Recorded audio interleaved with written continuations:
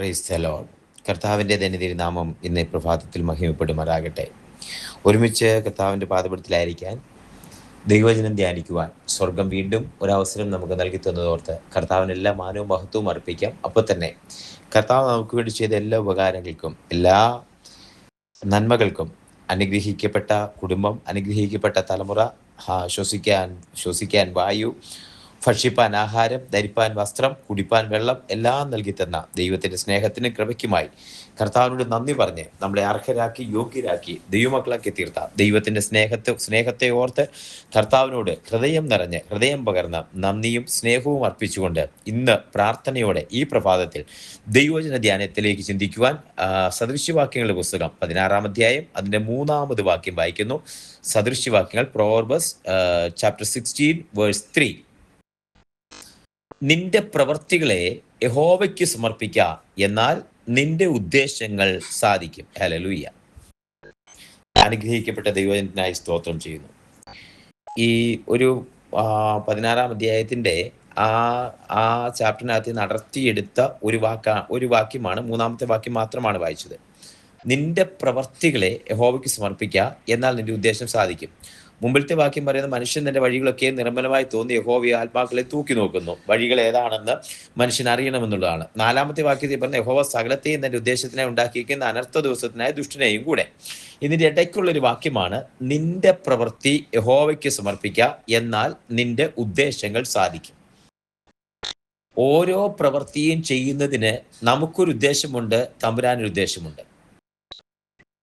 നമ്മൾ നമ്മുടേതായ ഉദ്ദേശത്തിലാണ് നമ്മുടെ പ്രവൃത്തി ചെയ്യുന്നത്. ഇന്ന് രാവിലെ എഴുന്നേറ്റു, ഒന്ന് പ്രാർത്ഥിച്ചു, നമ്മൾ വണ്ടി എടുത്തു, അല്ലെങ്കിൽ ബസ്സിന് കയറി ഓഫീസിൽ പോയി, നമ്മുടെ ജോലിക്ക് പോയി, വൈകിട്ട് വന്നു, പ്രവൃത്തിയൊക്കെ ഓരോ നിമിഷവും നമ്മൾ പ്രാർത്ഥിക്കുന്നുണ്ട്. എന്നാൽ ആ പ്രവൃത്തിയേക്കാൾ ദൈനംദിന ആക്ടിവിറ്റികളേക്കാൾ കൂടുതൽ ഇവിടെ പ്രവൃത്തി എന്ന് പറയുന്നതിന്റെ അർത്ഥം ഒരു പ്രത്യേക നിമിഷത്തിൽ ടേണിംഗ് പോയിന്റ് എടുക്കുമ്പോൾ, ഒരു ടേണിംഗ് പോയിന്റിൽ എടുക്കേണ്ട തീരുമാനങ്ങളുണ്ട്. അവിടെ ഒരു പ്രവൃത്തി, അത് ആ തീരുമാനം എടുക്കുമ്പോൾ അത് യഹോവയ്ക്ക് ഹിതമാണോ എന്ന് ചിന്തിക്കുന്നത്, യഹോവയ്ക്ക് ഇഷ്ടമാണോ എന്ന് ചിന്തിക്കുന്നത്. +2 കഴിഞ്ഞ് ഒരു കുഞ്ഞ് നിൽക്കുക, കൺഫ്യൂഷനിലാണ് നിൽക്കുന്നത്, എങ്ങോട്ട് പോകണമെന്ന് അറിയത്തില്ല. ദൈവത്തോട് ആലോചന ചോദിക്കുക. അവന് ടേസ്റ്റ്, അവന്റെ പാഷൻ എല്ലാം നോക്കി. കർത്താവിനോട് ആലോചിക്കുക. കർത്താവിനോട് ആലോചന ചോദിച്ചിട്ട് ആ പ്രവൃത്തി യഹോവയ്ക്ക് സമർപ്പിക്കണം. ഒരു ബിസിനസ് ചെയ്യുന്ന ഒരു മനുഷ്യൻ ബിസിനസ്സിൽ പരാജയമോ വിജയമോ അത് പിന്നത്തെ കാര്യം. പക്ഷേ ഇറങ്ങി പുറപ്പെടുന്ന ഒരു പ്രവൃത്തി യഹോവയിൽ സമർപ്പിക്കണം. അങ്ങനെ ഒരു മനുഷ്യനെ പുസ്തകത്തിൽ കാണാം. മോശെ എന്ന് പറയുന്ന മനുഷ്യൻ പറഞ്ഞു, നീ പോകുന്നതിന് മുമ്പേ അങ്ങയുടെ സാന്നിധ്യം ഞങ്ങളുടെ മുൻപേ പോകണം. അങ്ങയുടെ സാന്നിധ്യം ഞങ്ങളോടുകൂടെ പുറപ്പെടുന്നില്ലെങ്കിൽ അയക്കരുതേ എന്ന് പറഞ്ഞു. ഇതിന്റെ അർത്ഥം ദൈവം കൂടെ വരണം. പ്രവൃത്തിയോടുകൂടെ ദൈവത്തിന്റെ സാന്നിധ്യം ഉണ്ടാകണം. ദൈവം കൂടെ ഉണ്ടെങ്കിലേ ഇത് വിജയിക്കുകയുള്ളൂ എന്നറിയാവുന്ന ഒരു മനുഷ്യനായിരുന്നു മോശ. മോശ അങ്ങോട്ട് പ്രാർത്ഥിക്കുമ്പോൾ യോശുവയോട് തമ്പുരാൻ ഇങ്ങോട്ട് പറയുന്നത്, ഞാൻ നിന്നോട് കൂടി ഇരിക്കും. മോശയോട് കൂടി ഇരുന്നത് പോലെ ഞാൻ നിന്നോട് കൂടി ഇരിക്കും. നിന്റെ ജീവകാലത്തൊരിക്കലും ഒരുവനും നിന്റെ നേരെ നിൽക്കുകയില്ല. ഹല്ലേലൂയ. മോശയോട് കൂടി ഇരുന്നത് പോലെ ഞാൻ നിന്നോട് കൂടി ഇരിക്കും.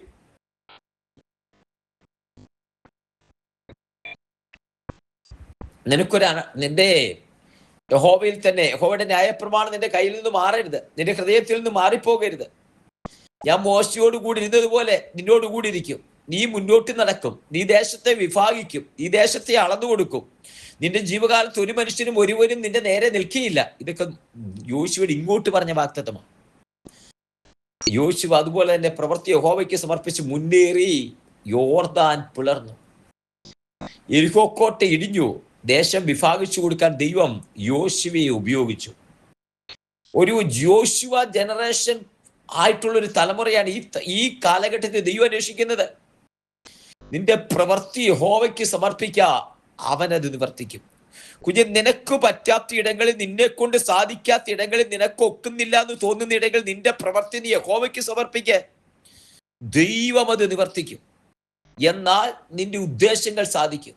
നിനക്കൊക്കാത്ത മേഖലകളിൽ, നിനക്ക് പറ്റുന്നില്ലെന്ന് തോന്നുന്ന സാഹചര്യത്തിൽ, നിന്നെ കൊണ്ട് സാധിക്കുന്നില്ലെന്ന് തോന്നുന്ന സാഹചര്യങ്ങളിൽ നിന്റെ പ്രവൃത്തി നീ യഹോവയ്ക്ക് സമർപ്പിക്കുക, എന്നാൽ നിന്റെ ഉദ്ദേശങ്ങൾ സാധിക്കും. പ്രവൃത്തി യഹോവയ്ക്ക് സമർപ്പിച്ച് അബ്രഹാമിന്റെ ഉദ്ദേശങ്ങൾ ദൈവം നിവർത്തിച്ചു. പ്രവൃത്തി യഹോവയ്ക്ക് സമർപ്പിച്ച യാക്കോബിന്റെ യാത്രയെ ദൈവം അനുഗ്രഹിച്ചു.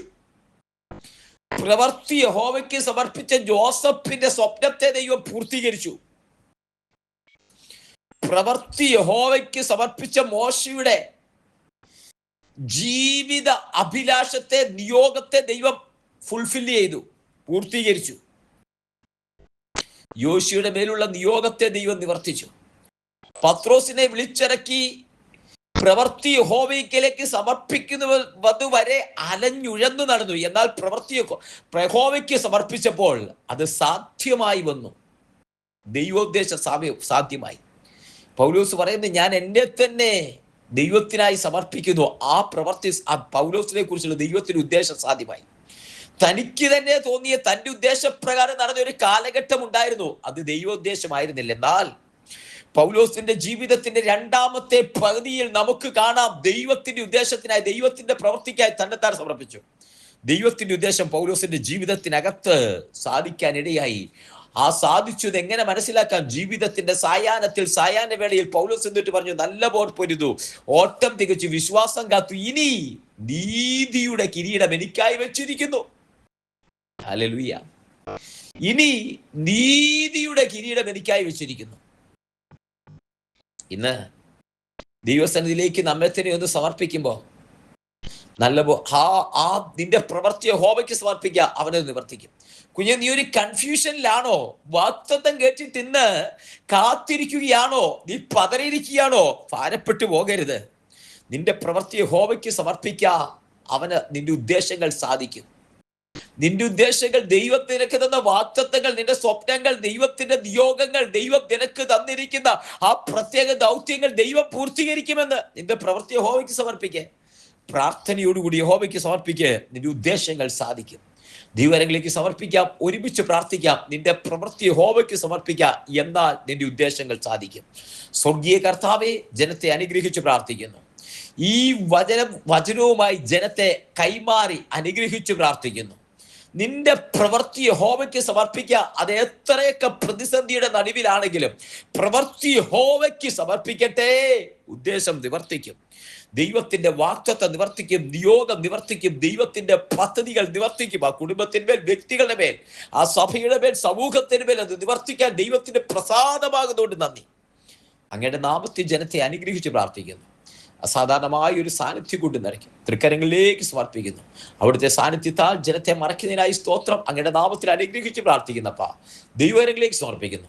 അവിടുന്ന് കൂടിയിരിക്കുന്നതിനായി നന്ദി. തൃക്കരങ്ങളിൽ സമർപ്പിക്കും. പ്രാർത്ഥന ഇരിക്കാൻ സ്തോത്രം. യേശുവിൻ നാമത്തിൽ തന്നെ. ആമേൻ, ആമേൻ, ആമേൻ. കർത്താവ് എല്ലാവരെയും അനുഗ്രഹിക്കട്ടെ. ദൈവകൃപ കൂടിയിരിക്കട്ടെ. നാളെ നമുക്ക് വീണ്ടും കാണാം. അതുവരെ ദൈവത്തിന്റെ വിശാലമേറിയ ചിറകടികൾ നമ്മളെ മറക്കുമാറാകട്ടെ. God bless you. Thank you so much.